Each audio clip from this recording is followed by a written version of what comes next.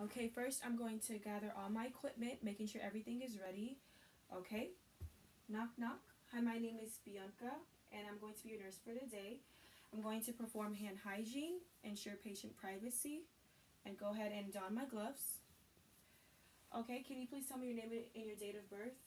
Sasha, April 10th, 1980. Okay, and now I'm going to do a second check to make sure it's right. Okay, it matches my sheet. Okay, so I'm gonna let you know that we're going to be doing a head to toe assessment. We're going to be checking skin turgor, we're going to be doing range of motion, and check your lung sounds and everything. Do you need to use the restroom or anything? Okay, any needs at all right now? No. Okay, on a scale of 0 to 10, 0 no pain, 10 the worst pain, how would you rate your pain right now? 0. Okay, and I'm going to check to see if the patient is alert and oriented. Can you please tell me what day it is? Friday. Tell me who the president is. Donald Trump. Do you know what time it is? 7:30 p.m. Okay, and do you know where you are? Bedroom. Okay, thank you. Now, I see that patient is alert and oriented, times 4. Now I'm going to go ahead and do a general inspection, general survey of the patient. The patient is seated upright. She looks well nourished, well groomed. No foul odors noted. Okay, so now I'm going to go ahead and let the patient know that we did do the vital signs, and the vital signs were all within normal ranges. We did the blood pressure, we did the heart rate, we did the respiratory rate, we did the temperature, and we did the oxygen saturation. Okay, and they were all within normal ranges. So now I'm gonna go ahead and inspect the head, checking for any lesions or lumps. I'm gonna go ahead and check the sinuses, checking for any signs of inflammation. Okay, so they're all equal. Okay, so now I'm going to go ahead and start with the cranial nerves. Cranial nerve 1 and 2, which are olfactory and optic. I'm going to ask the patient to cover one nostril at a time. Close your eyes, and you're going to tell me what you smell in each nostril. Castor oil. Okay, thank you. And the other nostril. Mint. Okay, thank you. Now I'm going to go ahead and check the vision. She is nearsighted, so we're going to go ahead and do the Rosenbaum vision test. I'm going to ask you to hold it 14 inches away from you and just read the bottom line for me here. Please position the seat 4 inches apart from the seat. Okay, thank you. Cranial nerves 1 and 2 are intact. Now moving on to cranial nerves 3, 4, and 6, which is oculomotor, trochlear, and abducens. Okay, so using my pen light, I'm going to ask you to look straight ahead, and I'm going to just look at her pupils, just making sure that they're reacting properly to the light and there's no abnormalities seen.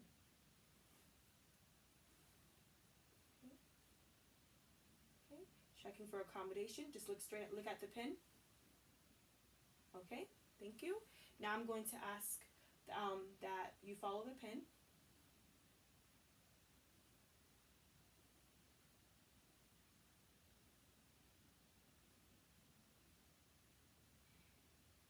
Okay, so pupils are equal, round, and reactive to light, and they accommodated, and the eyes movement were bilateral, nothing abnormal found there. Okay, so cranial nerves 3, 4, and 6 are intact. Now we're going to go ahead and move on to cranial nerves 5, 7, 8, and 11, which is trigeminal, facial, acoustic, and accessory. Okay.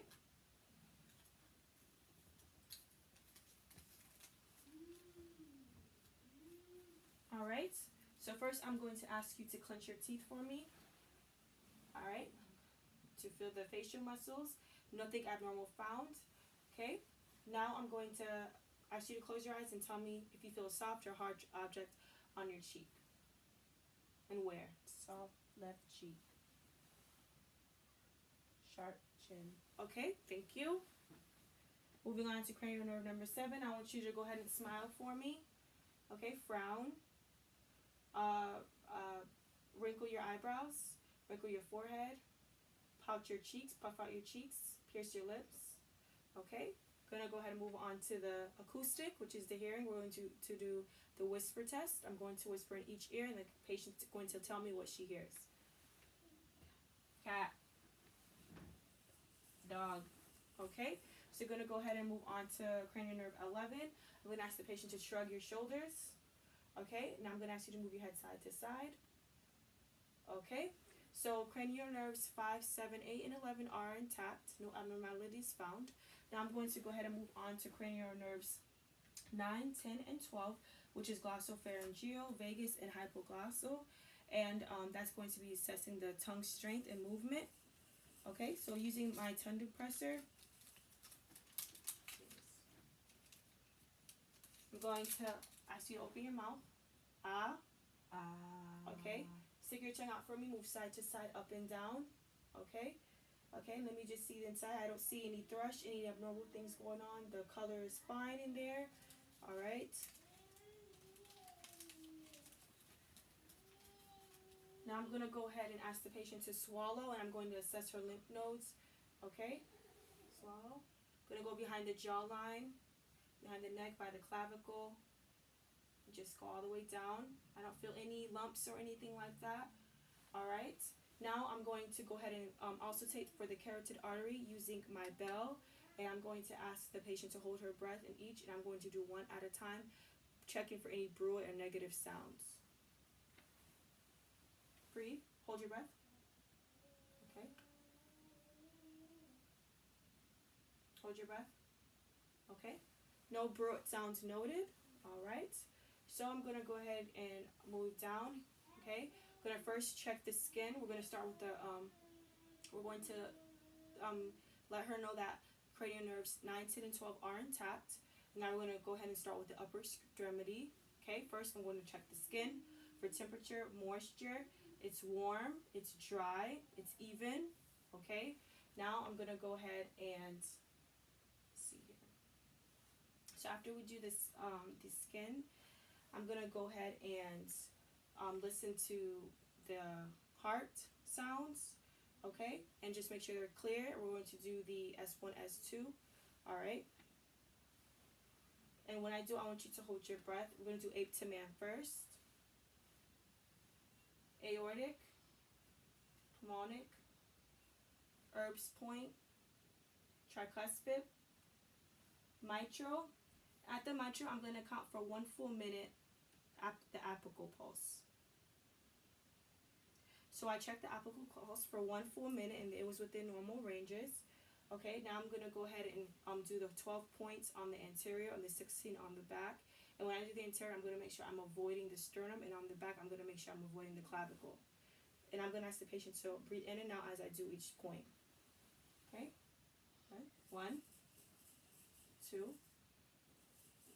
3, 4, 5, 6, 7, 8, 9, 10, 11, 12. Okay, I'm going to do the back. 1, 2, 3, 4, 5, 6, 7, 8, 9, 10, 11, 12, 13, 14, 15, 16. Okay. Lungs were clear and present, no crackling, nothing abnormal found. Okay, so I'm going to go ahead and check the radial artery, making sure they're bilateral sound. I'm going to do them each for a full minute. Okay, and there was equal sounds present, equal pulses, nothing abnormal. So I'm going to go ahead and move on and do the abdominal assessment. I'm going to ask the patient to lie down. Okay. So first I'm just going to inspect, and I see that the patient's stomach is round. It's not distended. It's symmetrical. Okay, no lumps or anything. Now I'm going to auscultate with my stethoscope using my diaphragm.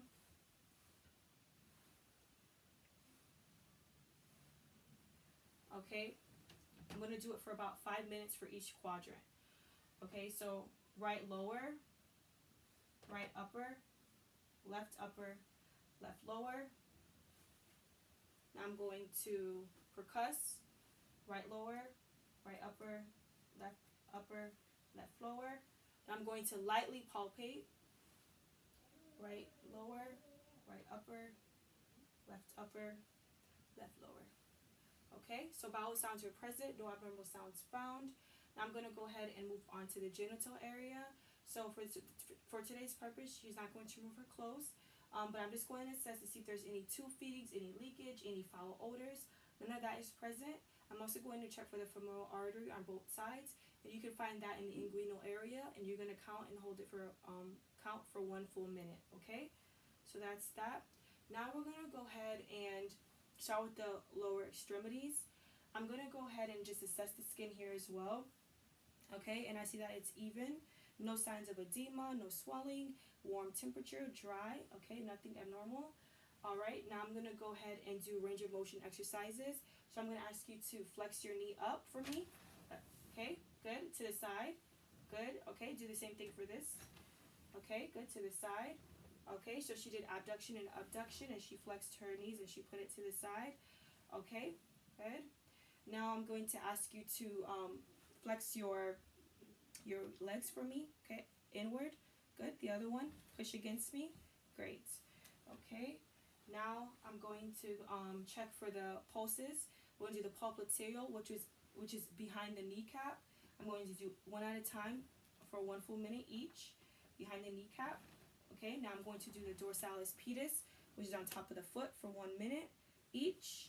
Now I'm going to do the tibialis posterior, posterior tibialis on the side of the ankle for 1 minute each. Okay, they're all within normal ranges. Okay, and I'm going to ask the patient to sit up. Now we're going to go ahead and do some range of motions with her upper extremities as well. I want you to flex your elbow each. Okay, good. Okay, now I want you to pull my fingers. Okay, push against me. Okay, pull backwards. Okay, so the range of motions for the upper and lower was 5 out of 5 strength. No issues there. Now I want you to stand up. Close your eyes. 20 seconds. Okay, I'm going to push the patient. And this is the Romberg test. I'm going to push the patient. No swing, it was fine. I want you to open up your eyes, walk there for me, okay, and walk back for me. Okay, so patient has steady and even gait, no issues, abnormalities found, and we are done with our head to toe assessment. I will document. Thank you.